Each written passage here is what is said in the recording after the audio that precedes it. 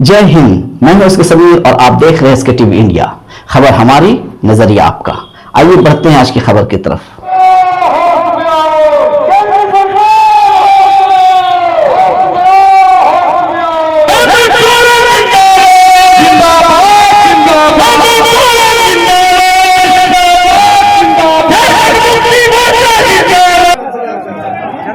जैसे कि आप सबको मालूम है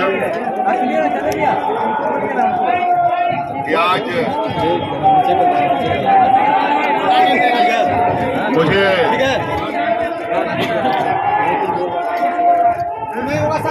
ईडी के दफ्तर में जाना है। जैसे कि मुझे सम्मन दिया गया है और उस संदर्भ में जो राज्य में इलीगल माइनिंग की जांच ईडी कर रही है, उस संदर्भ में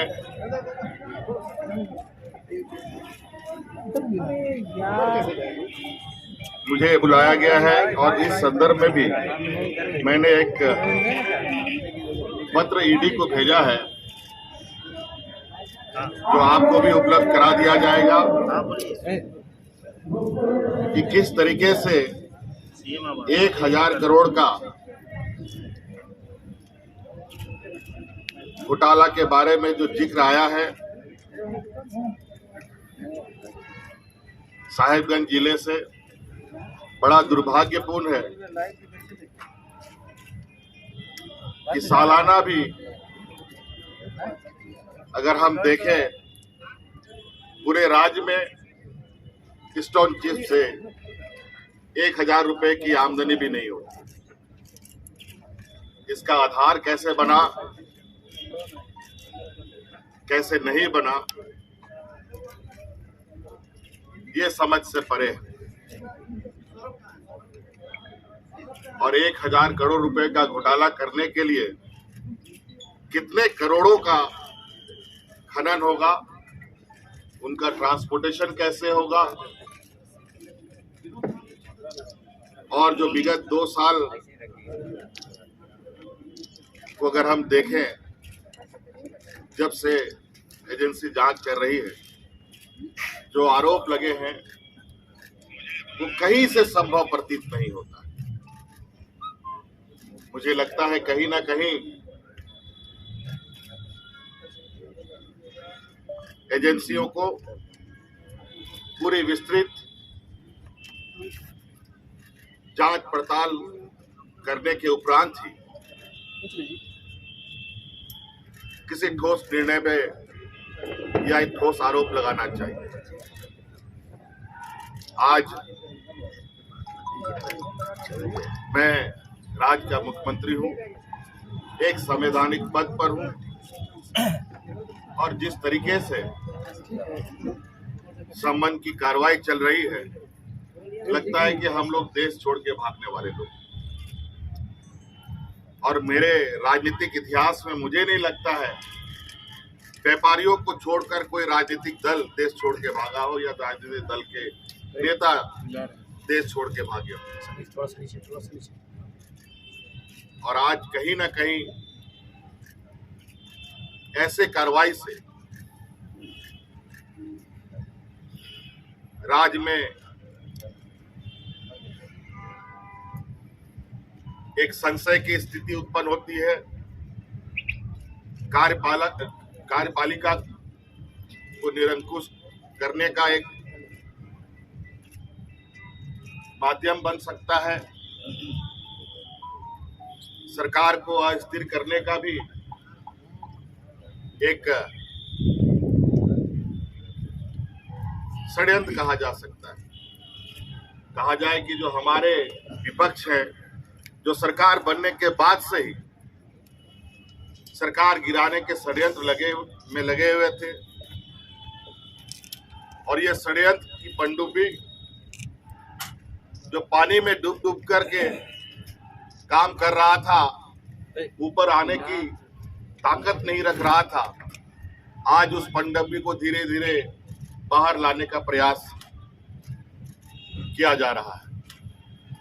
आपने देखा चुनाव आयोग महीनों पहले राज्यपाल महोदय को अपना मंतव्य दे चुका है, लेकिन राज्यपाल महोदय अभी तक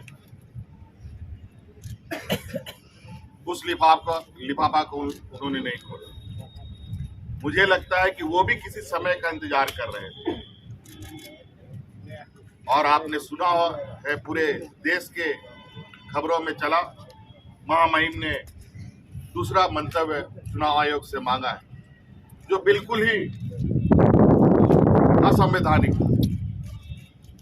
और जब हमने इसकी जानकारी चुनाव आयोग से लिया तो पता चला कि महामहिम ने कोई दूसरा मंतव्य नहीं मांगा, लेकिन खबरों में चलाता जरूर है, उनका बयान जरूर आता है और राज्य में पटाखे बम फोड़ने की बात करते हैं और उनका बयान आता है, ईडी का सम्मन चालू हो जाता है और उसके बाद धड़ाधड़ सत्ता पक्ष के विधायकों पर छापामारी होती है, कभी इनकम टैक्स का, कभी ईडी का। बड़ा दुर्भाग्य। और जो मुझे अभी जो खबर आ रही है, और भी विधायकों के ऊपर, सत्ताधारी विधायकों के ऊपर ये छापा मारने की तैयारी कर रहे हैं। ये कहीं ना कहीं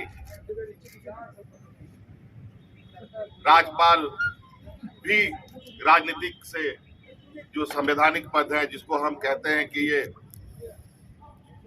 पार्टी से संबंध नहीं रखता है, निष्पक्ष का विचार आता है, लेकिन मुझे नहीं लगता है ऐसे कार्यकलाप से कि वो ऐसे षड्यंत्रकारी राजनीतिक को और दलों को संरक्षण दे रहे हैं। तो इसलिए मैं अपनी बातें, जो मोटा मोटी जो आरोप एजेंसियों की तरफ से है, उसकी प्रति आपको उपलब्ध कराया जा रहा है कि किस तरीके से जो आरोप है वो आरोप निराधार होता है।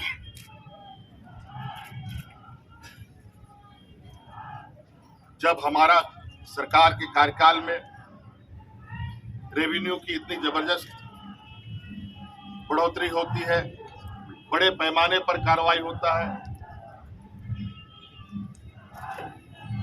और जब इनकी हमारे विपक्षियों की पूर्व की सरकार थी, उस समय के आरोपों को देखें,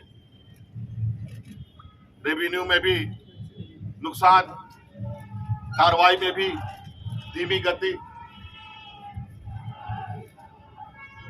जब राज्य के संसाधन को हम बढ़ा रहे हैं, राज्य के समग्र विकास की एक लंबी लकीर खींची जा रही है, आज ऐसे में कहीं ना कहीं सरकार की जो छवि है और सरकार के ऊपर जो विश्वास राज्य के जनमानस पर बढ़ा है, विपक्षियों को बिल्कुल अब ये स्पष्ट हो चुका है कि वो अब राजनीतिक हाशिए पर जा चुके हैं। तो आज मुझे लगता है इस देश का लोकतंत्र का सम्मान होना चाहिए और लोकतंत्र के अंदर जो कार्य करने वाले लोग हैं उसको भी निष्पक्ष तरीके से अपना काम करना चाहिए। और मैं बिल्कुल आश्वस्त और विश्वास के साथ कह सकता हूं, और आज मैं जा रहा हूं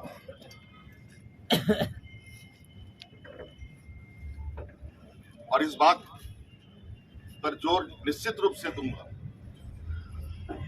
कि आखिर ये कार्रवाई करने के पीछे का वजह क्या है। आज गिट्टी बालू देश का सबसे बड़ा अगर रेवेन्यू व्यवस्था है, तो मैं तो कह रहा हूं आप लोगों के समक्ष कि गिट्टी बालू जो पत्थर चिप्स है, बालू है, इसको मेजर मिनरल में भारत सरकार शामिल कर ले, और जो कोयला लोहा है वो राज्य सरकार के माइनर मिनरल में शामिल कर दे। मैं आश्चर्यचकित हूं कि इतने बड़े आरोप इतने हल्के में कैसे मुख्यमंत्री के ऊपर लगाए जा सकते हैं। धन्यवाद। जोहार।